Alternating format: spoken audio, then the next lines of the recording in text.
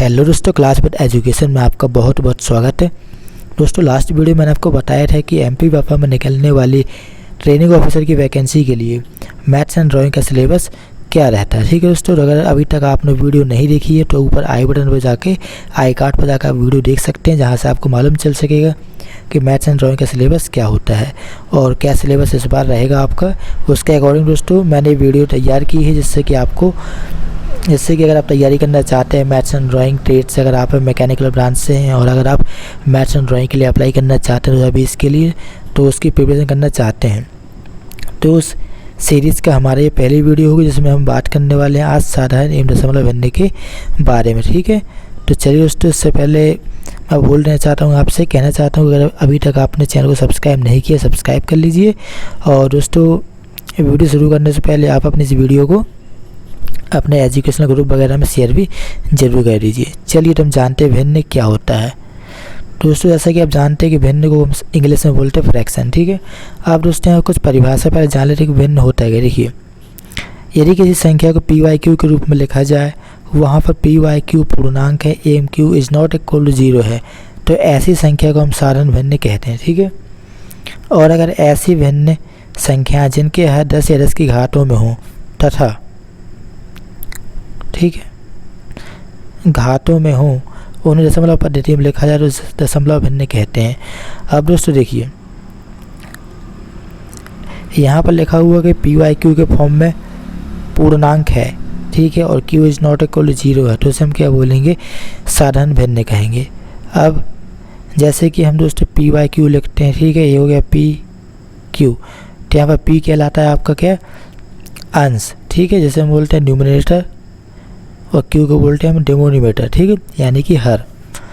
अब यहाँ पर दोस्तों कोई भी संख्या से 2/5 ले लें तो यह एक साधारण भिन्न होगा। लेकिन दोस्तों अगर हम 2/5 की जगह अगर हम 2/0 ले लें तो इसकी वैल्यू हमेशा इनफाइनाइट आएगी, जो कि एक भिन्न नहीं कहलाएगा हमारा। ठीक है, तो यही बात यहाँ पर लिखी हुई कि Q is not equal to 0 आपका होना चाहिए। ठीक है, Q is not equal to का 0 है तो हम उसे भिन्न नहीं कहेंगे। ठीक है, लेकिन दोस्तों इसमें हम आगे हमने पढ़ा हुआ है कि जिन संख्या जिनके 10 या 10 की घातों में हों, उन्हें हम दशमलव पद्धति में लिखा जाए तो उसे दशमलव भिन्न कहते हैं। इसका मतलब क्या हुआ दोस्तों, देखिए, जैसे कि हम लिखें 1/10, यहाँ पर बेस में हमारा 10 है, तो इसे हम दशमलव पद्धति कहेंगे, दशमलव भिन्न कहेंगे। ठीक है, अगर हम 7/100 लिख लें तो इससे भी हम क्या कहेंगे, दशमलव भिन्न कहेंगे, क्योंकि इसके बेस में भी हमारा 10 है। ठीक है, तो मतलब कि यदि हर में 10 रहता है या 10 की पावर रहती है तो उसे हम दशमलव भिन्न कहते हैं, अदरवाइज हम उसे साधारण भिन्न कहते हैं। जैसे कि यहाँ पे एग्जाम्पल मैंने लेके रखा है 3/2 एक भिन्न है, इसे हम कितना 3/2 लिख सकते हैं, तो इसे हम साधारण भिन्न कहेंगे। ठीक है, सिंपल फ्रैक्शन कहेंगे। नेक्स्ट एग्जाम्पल मैंने लिया है 3/10 और 3/100 का। ठीक है, तो इसे हम इस फॉर्म में लिख सकते हैं 3/10 और 3/100। अब यहाँ पर आपको नोटिस करनी चाहिए कि इनके हर में 10 है और 10 की और 100 है। ठीक है, मतलब कि इनका बेस कितना है, आपका 10 है, क्योंकि 3/10 है तो 10 की पावर 1 है, और 3/100 है तो यहाँ पर 100 को हम 10 का स्क्वायर लिख सकते हैं, मतलब 10 की पावर 2, तो इसे हम बोलेंगे दशमलव भिन्न। ठीक है, इतना आप समझ गए। अब दोस्तों हम यहाँ पर आपको बताएंगे कि भिन्न के रूप। ठीक है, तो देखिए भिन्न कितने प्रकार के होते हैं। तो यहाँ पर सबसे पहला हमारा टाइप है भिन्न में संक्षिप्त भिन्न।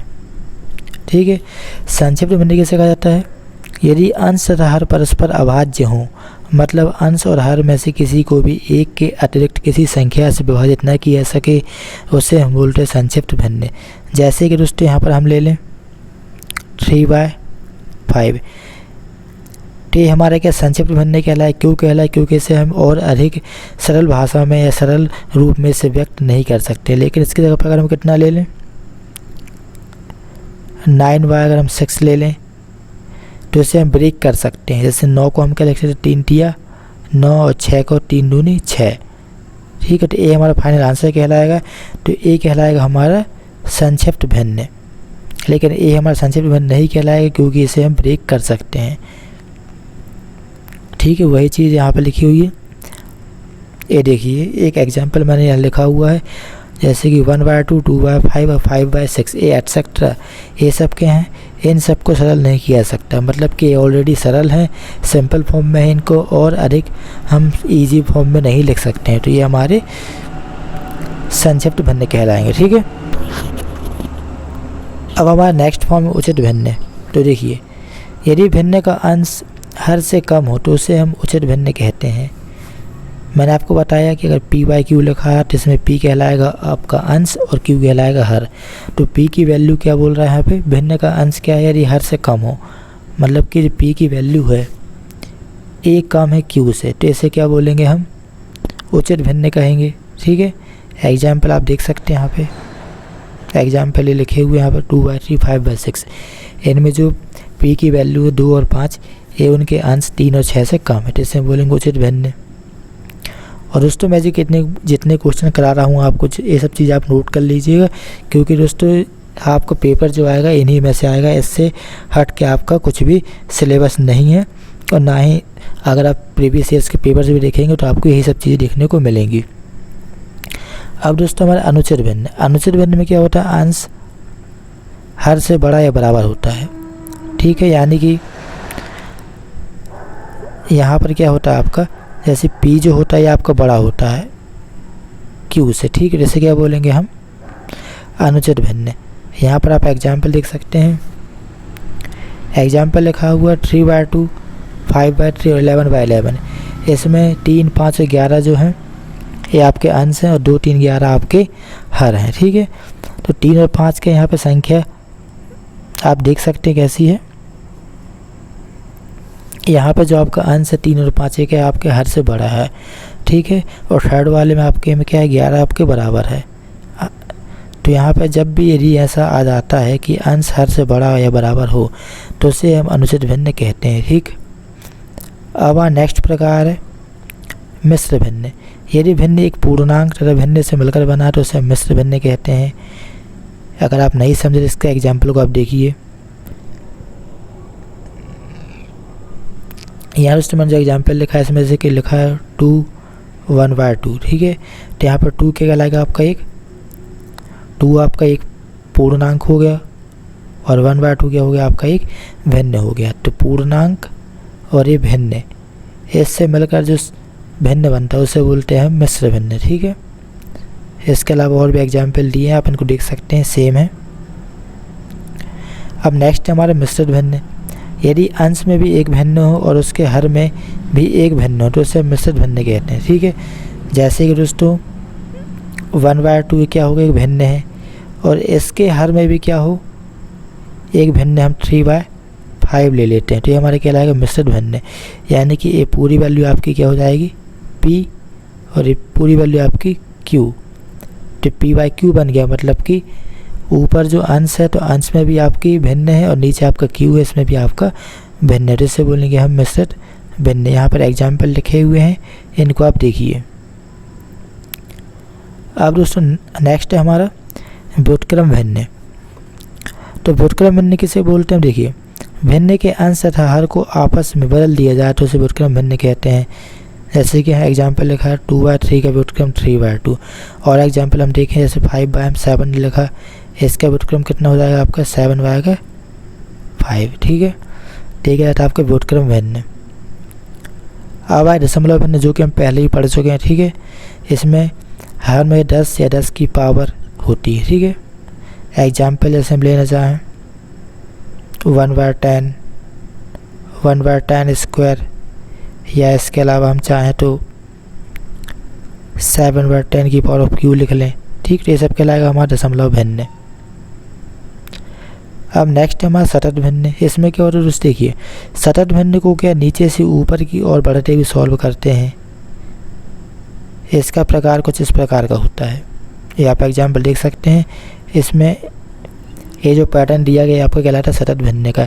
इसमें हम वैल्यू की जब सॉल्व करते हैं तो हम यहाँ से लेके ऐसे चलते हैं। ठीक, मतलब नीचे से लेके हम ऊपर की ओर सॉल्व करते हैं, यानी कि पहले हम इस वैल्यू को सॉल्व करेंगे, फिर जो आंसर आएगा उसको हम इतना सॉल्व करेंगे, फिर फाइनली हम इसे इस पूरा सॉल्व कर लेते हैं।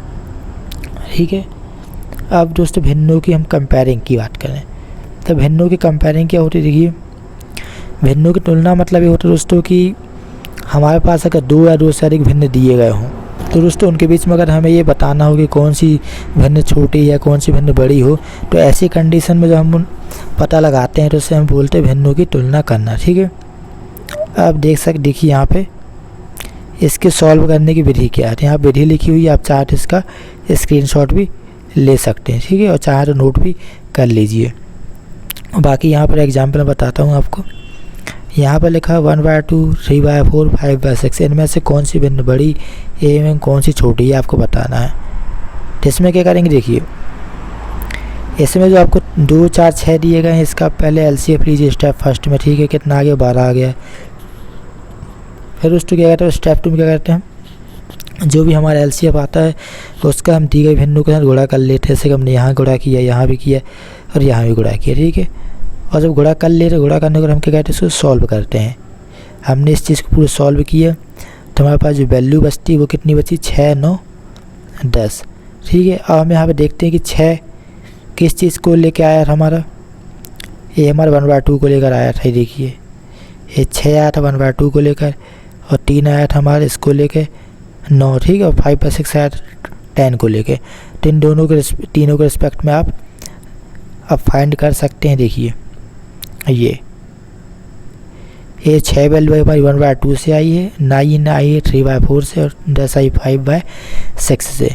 ठीक है, अब यहाँ पर आपको बड़ी छोटी निकालने के लिए देखना है कि यहाँ 6 है, यहाँ 9 है और यहाँ 10। इनमें सबसे बड़ी संख्या कौन सी है, तो आप बता देंगे 10 है। जब 10 अगर बड़ी संख्या है तो इसकी भिन्न कौन सी, 5/6 है, तो ये सबसे बड़ी संख्या हो जाएगी। सबसे छोटी संख्या कौन सी आपकी, 6 है, इसका भिन्न कौन सा, 1/2 है, तो यहाँ पर सबसे छोटी संख्या है तो आपकी 1/2 हो जाएगी। ठीक है, फिर जैसे ही 9 की वैल्यू 3/4 से निकाली हमने। ठीक है, तो ये इसके इक्वल में हो जाएगा। तो दोस्तों यहाँ से आप ये चीज़ निकाल सकते हैं। अब यहाँ पर देखिए मैंने एक चीज़ लिखा हुआ है, भिन्नों का आरोही क्रम निकालना। आरोही क्रम दोस्तों मतलब क्या होता है, बढ़ते हुए क्रम में चीज़ों को निकालना, मतलब छोटे से बड़े की ओर जाना। ठीक है, भिन्नों का अवरोही क्रम कहलाता है। अवरोही क्रम मतलब घटते हुए क्रम में बड़े से छोटे की ओर जाना। जैसे कि ये जो एग्जाम्पल लिया हुआ है, तो इसका हमको आरोही अगर निकालना है, आरोही मतलब बढ़ते हुए क्रम में, तो मतलब सबसे पहले छोटी, फिर उससे बड़ी, फिर उससे बड़ी संख्या। ठीक है, तो यहाँ सबसे छोटी कौन सी हो जाएगी आपकी, ए वाली, तो इसको 1 नंबर पर रखेंगे हम। फिर इससे बड़ी आपकी ए होगी, इसको 2 पे, और इससे बड़ी आपकी ए। तो इस प्रकार से आपका ए हो जाएगा आरोही क्रम। और घटते क्रम में अगर लिखें तो घटते क्रम में कैसे निकालते हैं, मतलब अवरोही क्रम में हम सबसे बड़ी, फिर उससे छोटी, फिर उससे छोटी। ठीक है, तो हिसाब से सबसे बड़ी आपकी एक ए हो जाएगी, फिर इससे छोटी आपकी ए हो जाएगी, फिर इससे छोटी आपकी ए हो जाएगी। तो ए हो जाएगा आपका अवरोही क्रम। ठीक है, और ऐसे में हम निकालेंगे तो हो जाएगा आरोही क्रम। ठीक है दोस्तों, तो आप ये चीज़ें भी समझ चुके हैं। और दोस्तों मैंने जितना भी चीज़ आपको आज पढ़ाया ये सभी आपके एग्ज़ाम में आपको देखने को मिलेगा। इन्हीं से आपको क्वेश्चंस बनते हैं, और क्योंकि दोस्तों बड़े ही इजी क्वेश्चंस होते हैं जो कि छोटे छोटे कॉन्सेप्ट से आपको देखने को मिलते हैं। तो छोटे छोटे कॉन्सेप्ट ज़रूर हैं, आप इनको नोट कीजिए, अच्छे से इनकी प्रैक्टिस कीजिए। और दोस्तों इनकी क्वेश्चंस की प्रैक्टिस करने के लिए दोस्तों आप क्या कर सकते हैं, बता देता हूँ आपको। आपके घर में 9th और 10th क्लास की जो किताबें होंगी ना, आप उनकी 9वीं 10वीं किताबों में इन सब्जेक्ट को निकालिए और इन टॉपिक्स को खोजिए। उसमें आपको बहुत सारे एग्जाम्पल देखने को मिल जाएंगे। उन एग्जाम्पल को आप सॉल्व कीजिए, और फिर अगर आपसे ना बने तो आप मुझे बताइए, मैं आपको सॉल्व करके दूंगा। उन एग्जाम्पल्स को मुझे कमेंट करके आप बता सकते हैं कि ठीक है। और दोस्तों जो भी चीज़ आपसे नहीं बनती हैं वो आप मुझे कमेंट करके पूछिए, मैं आपको उसके बारे में ज़रूर से बताऊंगा। ठीक है दोस्तों, तो आज की इस वीडियो में बस इतना ही। मिलते हैं हम नेक्स्ट वीडियो में, और दोस्तों वीडियो को एक सारी शेयर ज़रूर कीजिए।